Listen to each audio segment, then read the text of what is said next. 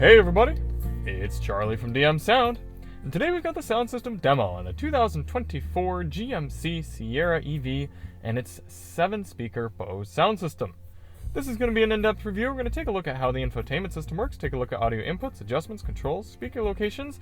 We're going to test out the 5.1 capabilities, and then we're going to head out on the road and listen to these sample tracks while we're rolling, and I'll give you my thoughts at the end.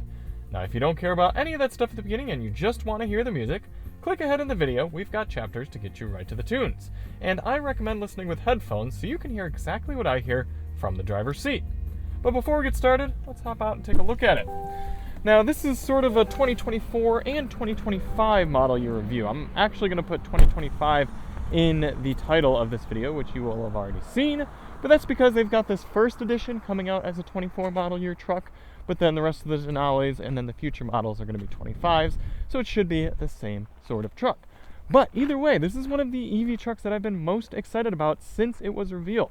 I think it's one of the best looking, I think it's one of the best packages, but to be fair, at this point it's also one of the most expensive, coming in about $100,000, although you do get 460 miles of range out of this top level max pack trim. So if you do want to see more on the truck, check the link below. I'm actually shooting a little review for the Topher. So that'll be our drive review coverage for this truck so far, but I'm sure I'll get it back at DM HQ at some point and we'll do a proper DM review. Now, we always do these tests with lossless, uncompressed WAV files on a USB stick plugged directly into the system and high-quality Roland binaural microphones in both of my ears, giving you the most realistic audio system demo on YouTube. We also do the test with the sound settings set to their factory defaults, so let's take a look at those now. A remarkable 16.8-inch infotainment screen here running Android Automotive. Now, the screen has been a bit dim for me, but yeah, I can't figure out a way to make it brighter. I've gone into the settings and changed that. There is a little brightness slider over here, but it seems to only be effective at night, so a little bit tough to see here in the daylight. However, we are in the media screen now. I'm going to go right here. I thought that gives us, oh no, bring up now playing. I thought there was a quick way to get to sound settings from here. I could be mistaken. Oh yeah, right there, audio settings. Press that little button and then you get a 3-band equalizer, bass, mid-range, and treble. Let's go through those.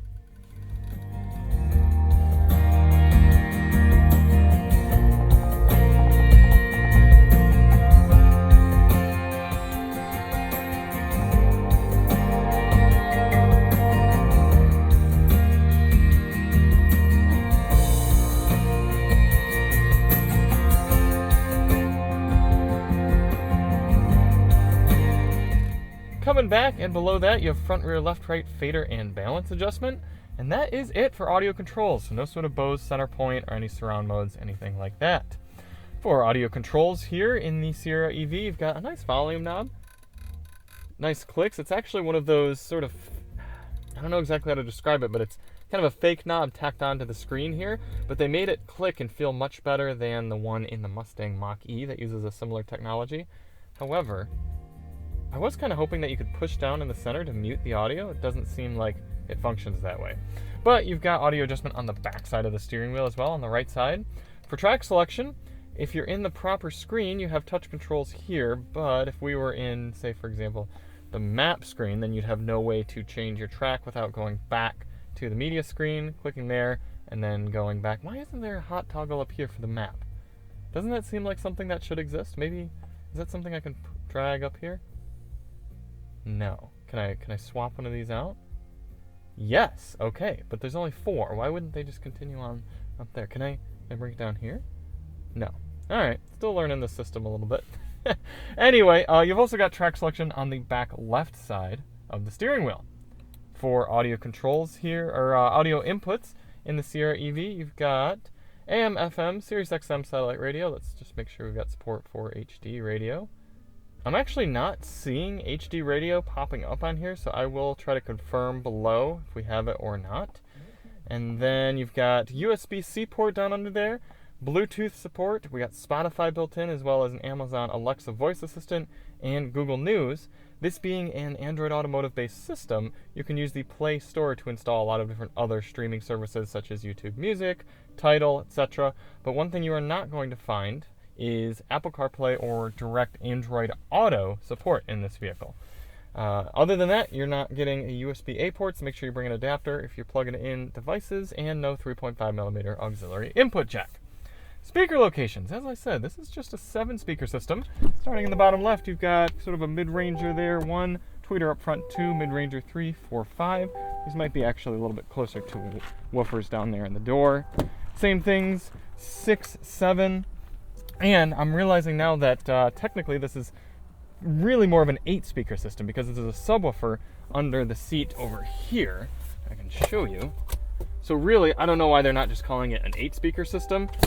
I'm just going to put 7-speaker system in the description because that's probably what the system's going to be marketed as, and I want people to be able to find it easier. But really, it is an 8-speaker sound system.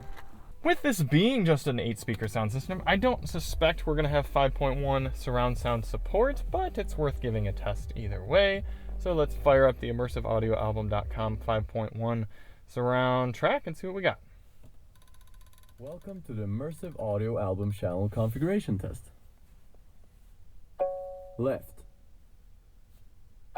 center, right, left surround. No, okay. Right. Let's see if it down mixes properly.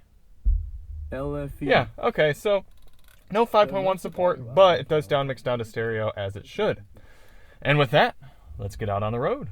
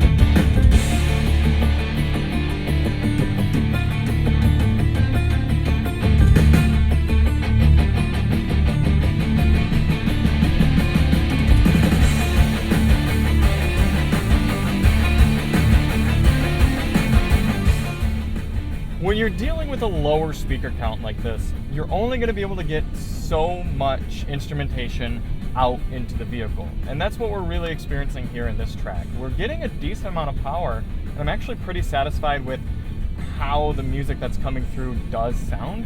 But I'm noticing that a lot of the instruments are missing, and there's a dynamic range and sort of a depth to the music that just isn't quite there, because we're only dealing with 5 speakers up front here and then only 2 behind us. So it's more limited than you might expect at this price point. That being said, some of the tracks we were listening to earlier, I was satisfied with the power. It's obviously, a pickup truck platform is not easy to tune sound for, but one of the advantages in it is that the subwoofer is much closer to us than it would be in something like an SUV, where it might be way back behind 3 rows of seats and has to travel a long distance in order to meet the driver's ears. This one, we're getting a pretty tight bass sound from that subwoofer back behind the passenger seat in the rear there. For this next track though, we'll turn the bass all the way up and see what that subwoofer back there can do.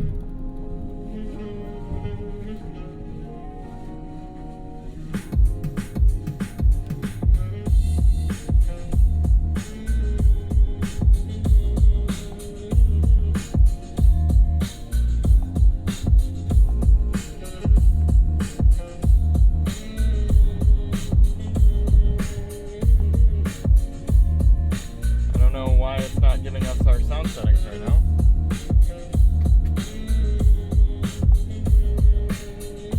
This is not something you can adjust while driving. That would be really frustrating.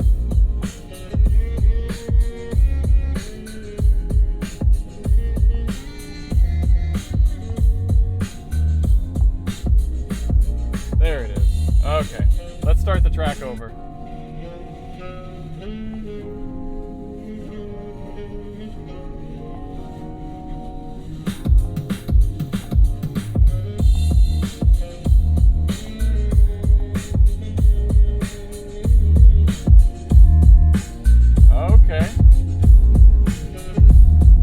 It's a fairly tight and full bass sound. It's not mirror shaking, it's not seat rattling. Getting a little bit of distortion out of those door woofers and mid-rangers there. But all things considered, it's a nice bass sound.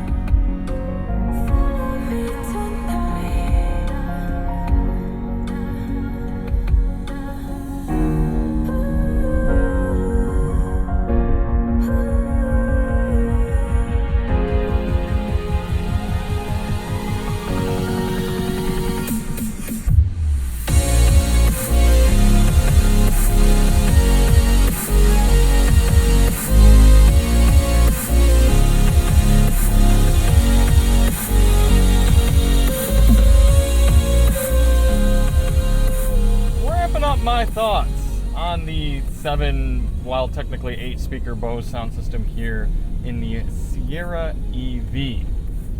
It's not an outstanding sound system. There's not much special to it.